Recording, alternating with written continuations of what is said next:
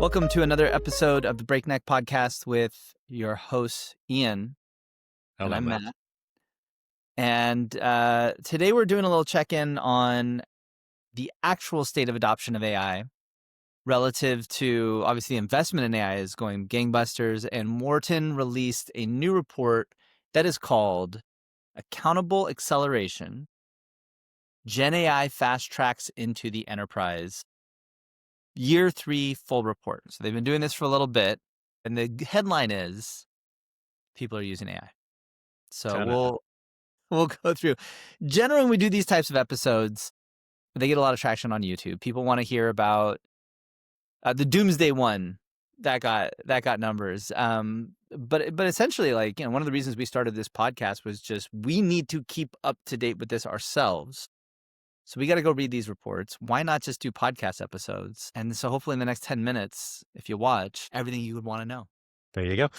The other pattern in reviewing these things is, as our resident academic, that's you, Matt, not me, you cast a critical eye over the research methodology, and it's pretty obvious fairly quick in the episodes whether you're a believer or not. Gives a bit of a spoiler here. So yeah, just so anyone knows, I cut my teeth on these type of reports. When I got out of my PhD, they paid me far more to go into some business analytics, and we reproduced this thing called the video index, and it crushed. It got huge amounts of eyeballs, and essentially we just took analytics and we put it in this format. So I know the tricks. I know the little games that you can play.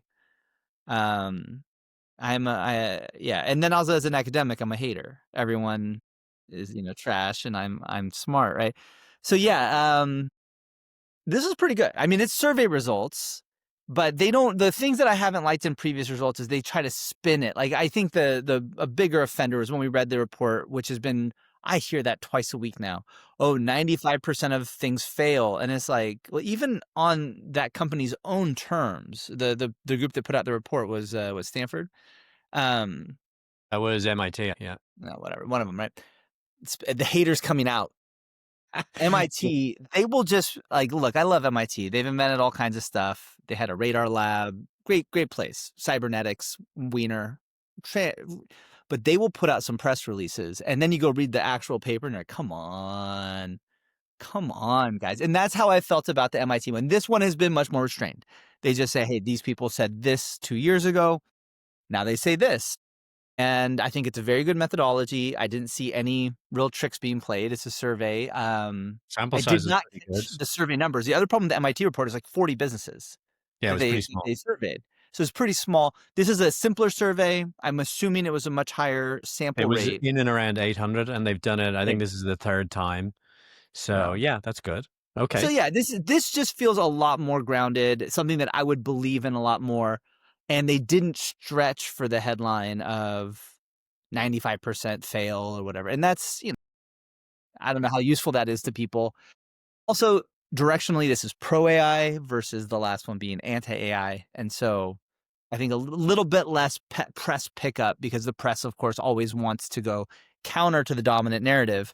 And all these companies doing investments in AI, the counter narrative that AI actually is terrible gets headlines. This is, Yeah. I think, is just tucked in. This is going up. And that was always my thing when I was producing a report. Every quarter, the result was people are watching a lot of video on mobile, because it was like 2013, 2011, 2012, 2013. Well, yeah, everybody was watching more video on mobile every quarter, and it would go up 40%, 40%, 40%. And so I think we're going to see similar things with the AI reports for the next couple of years. It's just like, yep, everybody's Well, using that's it interesting. even more. So you're providing a prediction there.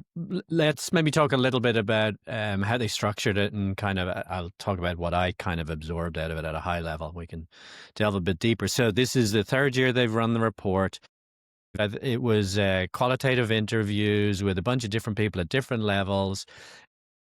Prominently, now it was all enterprise of tier 1, tier 2, tier 3. I forget the exact breakdowns, but it's around revenue. They had kind of different themes for each year. And they are kind of what you would expect them to be. But so the timing of reading this is great for me because I've been out kind of in the marketplace talking to people this week and last week, kind of getting a pulse, and it's somewhat jived with what I'm hearing. But 2025 they described as the year of accountable acceleration, meaning bunch of pilots in place. It's not just pure techno optimist kind of saying, let's do an AI pilot. There's actual ROI measures that people are looking to, to compare the performance of AI against. A couple of things that stood out to me. The MIT report said 95% of all AI initiatives fail, which is interesting. That 3 out of 4 leaders or executives see positive returns on Gen AI Yeah, investments. and this is something where it didn't stand out to me this is a very long report, by the way, which is a great way. If you ever want someone to never question your report, make it longer. 90 slides in this thing, right? No human beings getting to the methodology in this. They get through 30 slides. They start to, okay, yeah, a lot of AI is being used. That's what you do. Make the report long. And then no one's ever going to ask about your methodology because they're like, I'm assuming it was later in the report and I never got to it. So my question in this very long report is when we talk about generative AI, I think it seemed like the survey questions were basically implying that people were using it. And that's very different than the MIT report, which was talking about AI initiatives that were funded. And so you can imagine, hey, we're going to use AI to remove a critical part of our technology or eliminate headcount. That's a project. And that was the part where, only 25% of projects that were kicked off were returning ROI, which is like a pretty aggressive standard for, successful, especially for an emerging technology. And whereas here, they're talking about people using generative AI in their own life. And I want to do a research report. Like, how do you source this chemical or something? I'm going to use AI for that. Like, why would I go search through 50 websites when the AI will go search through 50 websites, write me a report, give me references? And so, I think there's some difference, and then maybe this is actually, directionally the kind of where people are in the industry is replacing things wholesale Mm-hmm. versus using it in our day-to-day lives. Well, everybody's using it in their day-to-day lives, according to this. It's like, what was it, 67, 87? Yeah. Yeah, like I think there's 3 categories of AI usage. There's personal, whatever I'm doing. In your case, you're searching for chemicals. I don't know why, but we'll delve into that later. So personal AI. Then there's what I would You ever call seen a show called Breaking Bad? yeah, I have. Yeah. Okay. All right. Well, let's circle back to that one later. So personal AI, let's say employee AI. I'm using ChatGPT to do the things I want to do, write me this report, and then maybe call it organizational AI. There's some sort of outcome as a business we're trying to drive. And I think the MIT one's probably more focused on the organizational stuff. So we're not precise enough in our language, and I think we'll understand that a little bit better in the next year or so. But something that struck me on that employee AI, let me see if I can find the stat. More than 10% of employees are paying for OpenAI or equivalent to use in their job, and they're paying for it. And you should. It's $20 a month. How much do you Yeah. make? Where if you don't have AI, you have to do that work yourself. Look, But that's extraordinary, isn't it? Give me another example of that where, as an employee, I am paying for a piece of software and I'm not looking to no, get. no, no, no, no. Let's take a little pause about what pay should be at a company. In my opinion, the ideal employer, I do something for them. They send me cash, nothing else. And I get the idea of having health benefits, especially in the United States where healthcare is so convoluted. Like, I get it. I'm not saying that you shouldn't get healthcare, but you should be able to purchase or procure healthcare outside of your employer. But then you have like we would hire, VPs or something to come in, and then you just see them do shit like $200 a month for their phone, and you're like, you can't pay for a phone. You don't use the same phone. I'm not asking you to get a phone. You just are submitting a fucking like, oh, I need my phone paid for. No, you do a thing. You decide how you're going to do it. You want an expensive phone plan, a cheap phone plan, whatever. Go figure it out. But I'm going to pay you enough money that you can get a phone, You could get the AI you want, whatever. It's $20 a month. Now, if I'm doing $20 or $30,000 worth of inference, yes, use the corporate account. But like, Well, I I think you just just proved my point, didn't you? Like, how many people? So, phone's a little bit of an interesting one because I'm using it over in the. Well, maybe it actually is a great comparison because I can use it in both places. So maybe that's what you're saying. But I just find that extraordinary that people would go out and pay for this thing, not tell their boss essentially, and use it. I can't think of another example of people doing it. I got onto our corporate plan because I was like, wow, and we had access to GPT-5 a little earlier or whatever. But it's like car, whatever. If the standard is you're paying anything, that's a pretty low bar to cross. Okay, unpause. Let's go back to the content of the Okay. report. But like, that's just my feeling. Like, of course you're paying for this, but there's a bigger point that people are paying for it themselves, which I think we've made before, which is all of the benefits of people using generative AI is going to the employee. It is a giant fuck you to the man. I'm not like I'm an entrepreneur, you're an entrepreneur, so there's no man that we would get Yeah. up, you know. But like imagine you're doing like all this work. I mean, how many people show up to a meeting, they put their Zoom on, you know, or maybe they're doing some work, not even listening to the meeting, or maybe they take their camera off and they're just letting their little recorder go. And at the end, they're like, hey, has anybody asked about these 3 or 4 things? Yeah. If Yeah. no one said no, oh, they just skipped an hour of meetings or writing a report or writing an email that used to take me 6 hours. Now I do it. And like people I'm working with kind of shocked me with how aggressively they were using AI. And I will not name names or even give the direct relationships because they might watch it. But you know what? At first I was like, holy shit, you're just doing that with AI. You're just using AI. You're not even attempting to deceive me. But you know what? It wasn't slop. It wasn't work slop. It was good. And like, I remember once we were just doing a proposal Yeah. and we had a conversation with me and someone I was working on a proposal with. And we got to a conclusion 10 minutes later, email off to the client. I was like, there's no way you wrote that. There's no way you wrote that. You took the voice notes of what we just talked about. You dumped it in, you generated that email and you sent it off. CEO of the other company came back. He was like, oh, this is incredible. I love it. I'm like, oh, so it's like, Well, for a start, you shouldn't work with anybody that doesn't do that, assuming it's mhm. not right. I As mean, long as it's not slop. And I think people need to come to terms with how do you make sure you're not producing slop. And I think that's, you know, the title of this report is accountable acceleration. And I think that's what they mean by accountable. How do you make sure that it's good? But then there's a second thing layered in that I don't think they really bring to the surface enough is like, if I'm a company and I'm paying somebody however much per year, and they've suddenly become 30% more productive, I feel like I'm getting a deal. But that employee might be working instead of 50 hours, have dialed it back to 35 hours or 30 hours. And I hear people like at their work, like, oh, yeah, I got this side hustle and this and that. And I think a lot of people do. And they're spending more time with their kids. They're getting in better shape, whatever. It's great for people. But the next layer is not, are your employees more accountable or, you know, or producing more? It's, are we even are we getting the maximum we could get out of AI? Because I think the next level is, could we use AI directly instead of letting our employees piecemeal do parts of their job with generative AI, depending on how clever they are, and recognize, you know, the company gets a little better outcome. I'm happy. Oh, that proposal went fast. Great, done. We're mhm. moving forward.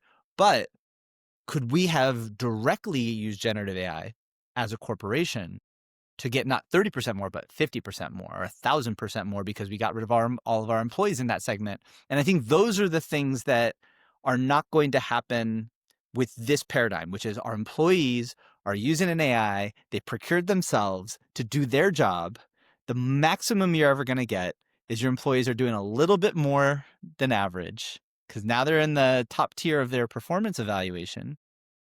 Mhm. And the thing is, they're just going to work less and less hours per week, especially if they're working from home remotely, all that stuff. And you're just not going to realize those benefits. And companies need to think about, how do we bring AI to the front in the MIT study way if you really want to get 10x, 100x results? Yeah. But I think we're in the process of recalibrating around individual employee productivity in a world where there's individual employee AI. So that's Mhm. really what's happening. We're like, in 6 months' time, we'll expect every email to go out in 10 minutes after the conversation, right? Why aren't you using AI to do that, right? So we're recalibrating around that. But I'm not, here's a bigger question. You have opportunities to increase productivity on the employee AI side, and then you have what I've been calling on the organizational AI side, Mhm. which really products, applications, platforms to deliver a business outcome. Yeah, and I think that's worth a distinction worth. What do you call it? Individual versus So organizational? employee AI versus organizational AI. And then you have Employee, I think personal. this report says employee AI is going great, and I think the organizational AI, according to MIT, not so hot yet. But I think all of the real benefit for the organization is going to come from the organizational AI, and the benefit for the That's employees is yeah. going to come from the employee AI. Yeah, and I think this report doesn't do a good job. I think it does include the organizational AI based on some of the questions, and it doesn't Mhm. clarify them, unfortunately.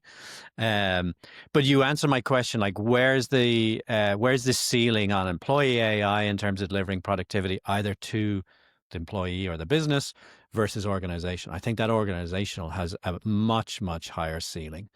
Um, but I want to like tell a story my dad used to tell. He probably will still tell you if you get him on the phone. He'll tell you over LinkedIn, I'm sure. So Dad, if you're listening, he got out of the army. He was in the military police in the army in Germany. Got out and he got some job, just like night job or some kind of like odd job at a factory or a warehouse.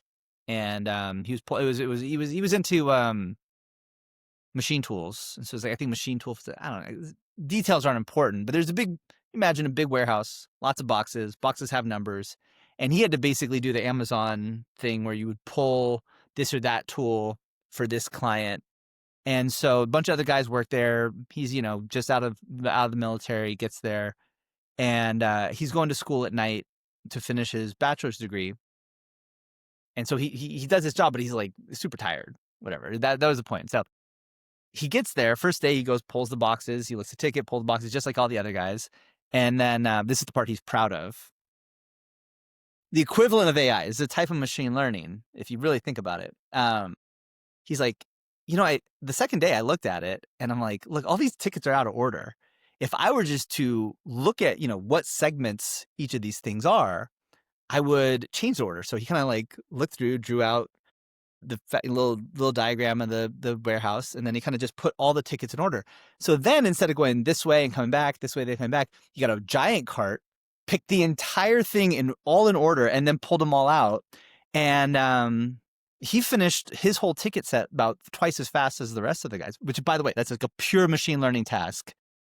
That's exactly what Amazon does, is optimizing these routes. And then he said, then I've got a big bunch of boxes, some of the bigger boxes. I organized them in a circle. I put a lawn chair in the middle and I snuck in beside and I took a nap for the other 4 hours of the shift. Because what happened is once he had picked all this stuff, he started to go above his quota. And as soon as the other guys saw it, they're like, "What are you doing, Tom? yeah, relax. All you're going to do is increase all of our quota. And the next day, what'll happen is all of us are going to have to do your little trick. And we're all going to have to just pick way more boxes. Yeah. And that'll be that. And maybe 3 of us get fired. Don't fuck with it." And so he would just pick his box, go take a nap. Everybody knew he was doing it, but his manager's happy and he's happy. Anyway, I love that story. is that what is happening now? Well, it is, right? But I think what's going to happen is the other three guys are going to copy Mr. Pashensky Senior and do that, and that's going to happen.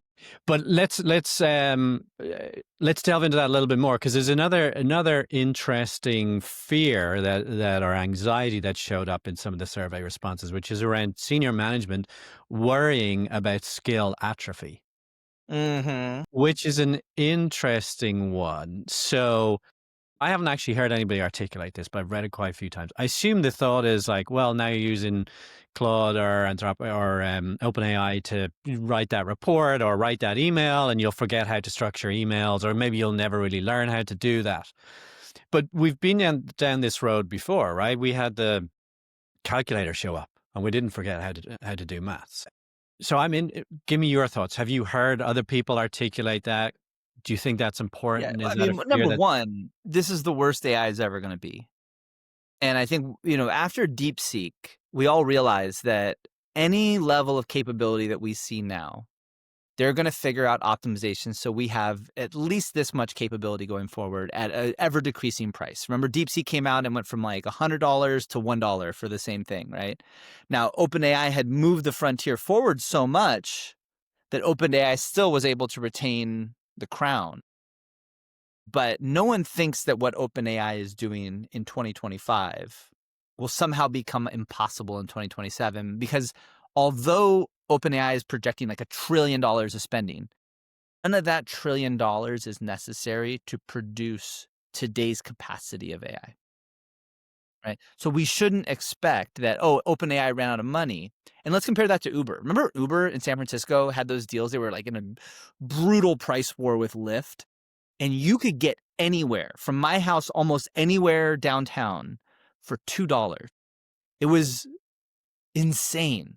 And we all knew it wasn't going to last. And now, I mean, you go get a Waymo and it's $26 for the same ride. So that was an example of like, this is unsustainable. It worked out in the end for Uber, not as much for Lyft, but like the money was probably spent efficiently from a marketing and customer retention standpoint, but it was unsustainable. And I don't think we're in the same situation now with ChatGPT. And even if it cost, maybe they are subsidizing at 80%. Well, we expect those prices to fall, but we would be more than happy to pay $100 a month for ChatGPT at this point, and they only charge us 20 because they're financing it, right?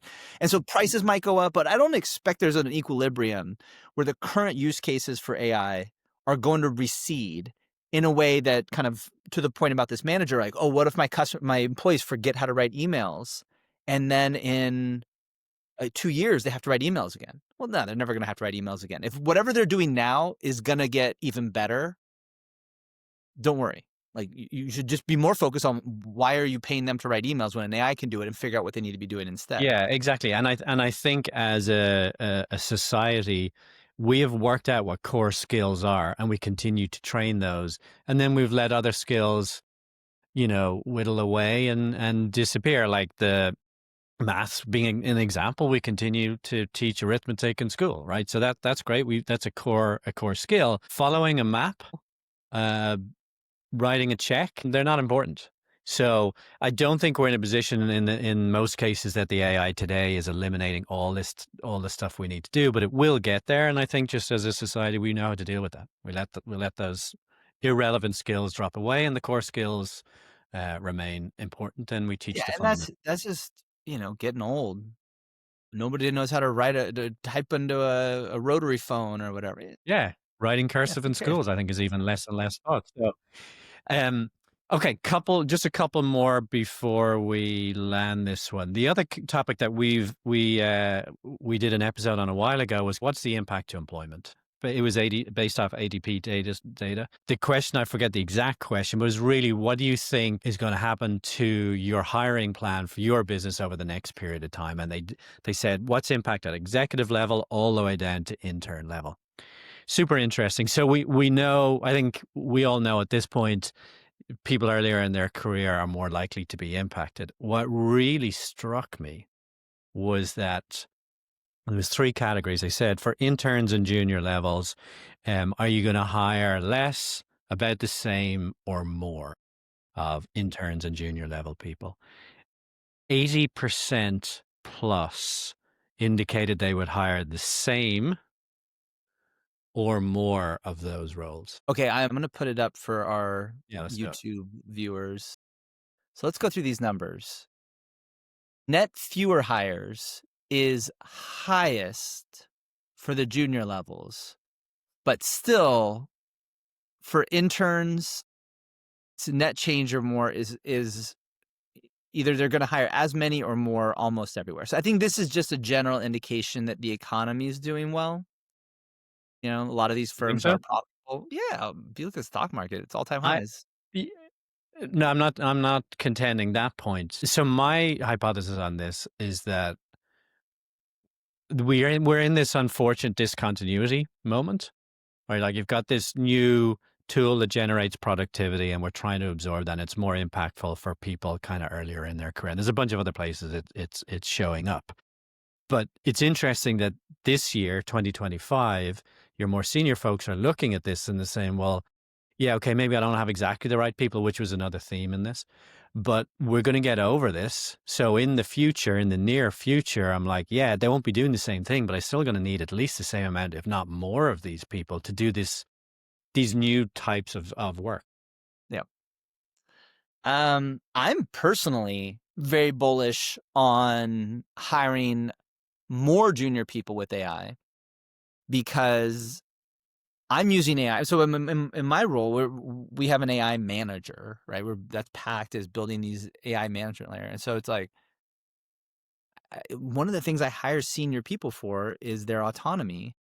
And I think AI and having increased transparency, ability to see when things are going wrong or when there's deficiency in their capabilities for a junior person is easier than ever if you have that accountability layer, if you have that ability to tell when something's off the rails. And I think, where you hire super senior people, you're paying a huge premium, and often they're not as productive as young people. Just frankly, you get old, kind of you're the one who puts the chalk mark. This is where you need to cut. You don't do the cutting as much, right? So you're paying a lot more. You're getting less raw output and productivity, and but you do that because you can trust them. And I think with AI, it's like, oh, this developer doesn't have 2 years of experience with this programming language. It's like, well, who needs it? I mean, they need to make sure the thing works and they need to be inquisitive. But a smart junior person to me makes a lot more sense right now than an average senior person because of AI. And I think I think there's gonna that pendulum is gonna swing right back because there's a lot of people who are underemployed and underpaid. And I think that's what we see at Meta this week. If we can go to our, what did we see this week? Meta and Amazon, I think. Amazon they said top line 30, at least 10K in their administration. And Meta just laid off a huge number of people from their AI department, the FAIR group. And if you remember, AI, Facebook was hiring Meta, excuse me, was hiring billion-dollar employees, and Hmm. then they just go lay off all these people. Well, what is probably happening is they have people who are paid way too much and for that level of autonomy, and now we already start to swing that back, where at Amazon, it's like, well, we had 30,000 employees. Is Amazon gonna have 30,000 fewer employees forever? No. What they had is they hired a bunch of people in 2020 and 2021 who were making 50, 60% more than they did at their previous job, and we're gonna see that swing back and more demand for junior employees. And now that I think, like you said, it's a discontinuity. And now that we're starting to see how that discontinuity is played out and what positions have been highly affected by AI and which ones are seen a lot more stable, we're going to be able to trust people, build systems, use AI to help young people. And we'll see that swing back because you're just not going to retain a whole generation of people at much lower levels of employment, but they might have an impact to their overall long-term earnings relative to the group that was able to get hired in 2021. So I think Yeah. that's my expectation. Yeah. The other one that I noted in here was an intuition that I've had, and maybe through observation as well, is that, let me find the language here. So they said, roughly paraphrasing, the progress or the rate of progress now is governed by people, the speed of people versus the speed of technology. What does that mean to me? When I think about implementing new technologies, which my whole career has been about selling technology into large businesses, it's always the speed of people that slows down. You can deploy the technology tomorrow and test and it's up and running. So when I zoom back out, and we've touched on a couple of other points here about we're in a discontinuity, but what we're going to get back to, frankly, I think at this point is really where we were before. So a lot of us are going to be doing digital transformation. It'll be a different technology. It's a different speed. It's a fundamentally revolutionary tool and technology. So it will change a lot. If you'd asked me at the start of the year in one of our first episodes, I was much more cautious, much more concerned about the impact AI is going to have. I think as we kind of get to the back end of the year, reading this report has kind of cemented my thinking and my observations, which is we got another 10 years of absorbing this, doing that digital transformation, and we'll continue to see new technologies. But this iteration of AI, and I use that to encompass all the different types of models and the multimodal stuff, it's going to be cool. We have a discontinuity. I think people coming out of college 24 months from now will be perfectly fine. I think it's a bit unfortunate if you're coming out of university right now because the curriculum wasn't great for you, but you're young, you're probably more adaptive than anybody else, and you're more likely to embrace these technologies. So I think, based on this report as well, that we're going to get to more steady state absorption of the technology. Yeah, and I think it's business leaders need to be focused on this young cohort who is underemployed and has a crisis because the old way of doing things is going away, which was heavily skill based, heavily tracked. And now, we preach pretty aggressively. It's all about young people when they have that capability to understand the overall business goals and own outcomes, own and have accountability and autonomy over those outcomes. That's a really positive feedback cycle where they now have much more skill capability directly from the AI. They didn't need to develop those skills in school and over many years as an apprentice. They can go and write a decent, I mean, if you ask somebody right now, like go evaluate the future cash flow of a major corporation, I would have no idea how to do it, but I bet I could, or a young person could give you a pretty good answer with ChatGPT in about 90 minutes. Hmm. So that's we used to be years of skill attainment. Now, if you have some creativity, you know how to make critical assessments of things and you have an autonomy. But I don't think most companies are built for that. And I think that was a major recommendation here is that, yes, it's still gated by people. It's still gated by company culture. And yeah, you need to use generative AI, but I think on a bigger cultural level, you need to give people more freedom because they should be able to go 10 times faster. And if you're still building accountability mechanisms that require a manager to micromanage or to approve every step, well, you're gating explicitly your output, the capabilities of your company by people. The more you put people in front of other people, the less AI can help you. So, Yeah, I agree with all of that. And I'll say the other big task to do that this didn't really address it, alluded to it, is we need to rewire a bunch of these businesses. mhm.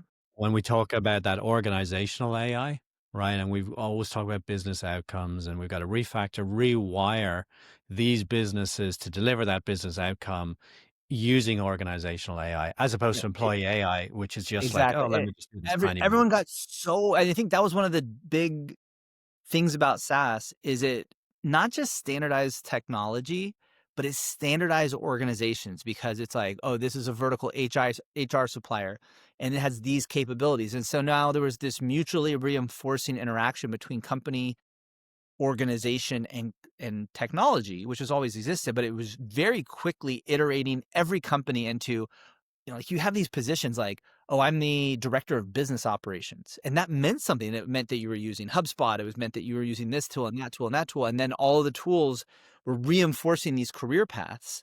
And I think one of the things about AI is not only is it blowing up SaaS's business model, selling seats and the way of defining it, but it's also blowing up all of the old positions. Like you could be a data entry guy in 1994, and that was like probably well paying. No one can be a data entry anymore. It's not a skill. Even when I came in, I was a data scientist. I don't hear about that very much anymore because like we have these incredibly dynamic data evaluation tools based on AI. I wouldn't want to go back to being 15 years younger and have to compete with these things. And so the roles are going to emerge, but I think there's going to be this critical decision where we have to abandon a lot of job descriptions, a lot of titles, and that's going to put a lot of people in a very uncomfortable place. But again, just take on the challenge to actually understand what your business is trying to do, own bigger tasks, go harder. But then what's that new ecosystem of technology around that way of thinking about how people work in businesses relative to you have this role in this organization and you're going to work your way up. Exactly. And that's digital transformation all over again, change management.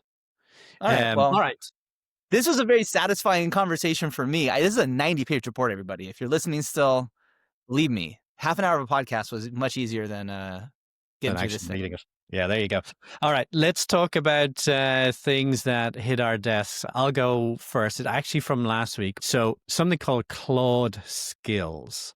So let me just explain kind of what it is and why it's important. So um, when you're running AI, there are times at which you want the AI to have access to something called tools. So let's say you ask it to add two numbers together.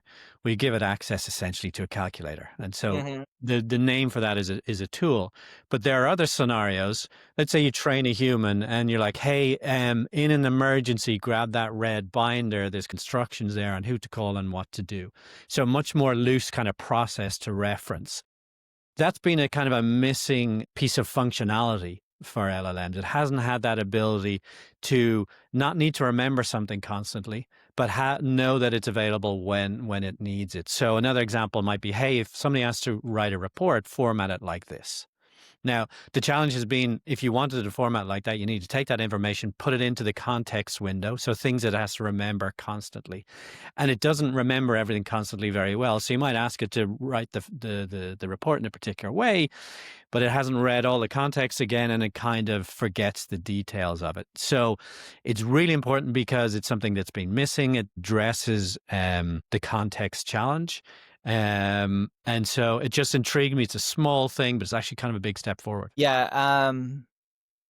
These feel like they are of the same general category as Grokkopedia, which we talked about last week, which was so it's an AI generated Wikipedia. And the answer is, well, why is that important? Well, because the way AIs answer questions is not accessing that data directly most of the time. A lot of times they'll go do a web search, they'll navigate the web, access that URL in real time, and pull it back. And their notion of like, you could ask an AI like, when was World War I, and it would tell you like, 1913 through 1918. I don't exactly remember myself. But it would pull that actually out of its weights. It would just kind of remember that. It's just, you've seen it so many times. And that's actually one of those things that is compressed and stored in its weights. But if you ask it a question like, what was the aria in this opera, it might not have that compressed in its weights. Or what did, this character say at this scene in this book? And it actually has to go and look back to that source. And so my point here is an AI could add two numbers based out of its own weights and its own reasoning processes that are kind of embedded in its learning. But if it wants to do something more complex, and you see this, it kind of fails on certain calculations, right? And so what's the big point, Matt? There's this whole layer of basically things we've always had, and they're not accessible by API, but they're kind of made ready for a LLM to use. And one of the things that I listened to this week, which I'll contribute as my secondary like things I saw this week besides the meta layoffs, was I listened to Andre Karpathy on. He was one of the guys early at OpenAI, and then he took over Tesla's self-driving for a few years, and now he's, I think, very rich and just doing whatever he wants. He's building some education firm. But Andre Karpathy said, he'd like to see AIs that have much less memory, right? Because actually a huge part of these LLMs is remembering every fact on the internet and remembering how to do math. And to your point, like if there's tool use, why is it going to remember that? Why does it need to remember how to do math?